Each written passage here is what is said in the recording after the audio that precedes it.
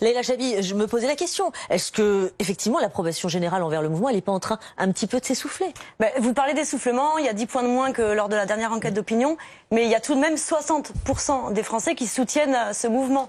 Donc c'est quand même énorme, sachant que tout le matraquage qu'il y a eu ces dernières semaines, alors à un moment donné on parlait d'une foule haineuse, d'homophobes, là ces derniers jours c'était des violents, on n'entendait que ça partout, comme quoi les gilets jaunes étaient uniquement des violents. Pas les gilets jaunes, vous savez très bien qu'on parle des personnes en marge qui... Oui voilà, mais en fait quand on entendait, quand on allumait la télé, quand on entendait les propos du gouvernement surtout, on avait l'impression que c'était pas une infime minorité, mais que c'était la majorité des gilets jaunes. Vous avez vu comme nous les images, vous avez vu quand même des images de violence, vous avez vu les gendarmes qui ont été frappés, vous avez vu la porte des ministères rue de Grenelle. Oui, mais il n'empêche que la majorité des gens qui se déplacent chaque samedi pour aller manifester, la majorité des gens, la grande majorité des gens qui sont sur les ronds-points ne sont pas des violents. Et puis je voudrais juste rappeler aussi que dans ce contexte-là, il y a eu une autre enquête d'opinion qui est sortie en début de semaine qui montre que les revendications qui sont portées par les gilets jaunes, le retour sur la suppression de l'ISF par exemple, sont soutenus massivement par l'opinion française à 77%. Et d'ailleurs, ça fait partie effectivement ça fait effectivement partie des sujets qui sont plébiscités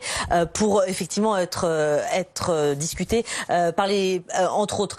Il y a aujourd'hui, qu'est-ce qui se passe entre la France insoumise et la République en marche? On a l'impression qu'on est dans une guerre, au-delà même d'une guerre, parce que il y a Aurore Bergé qui a saisi la justice. Il y a pire que ceux qui tabassent. Elle a repris des messages du réseau social Twitter et des interventions de deux notamment cadres de la France insoumise. De son côté, Jean-Luc Mélenchon ne condamne pas toujours effectivement les actes qui sont commis. Et là, ce soir, il leur met une couche, lui, sur les réseaux sociaux également et sur Twitter. Et il dit: quel est le sens de l'escalade verbale contre moi, des ministres et députés La République en marche? Un appel à me faire subir des violences. On va aller jusqu'où comme ça? Non.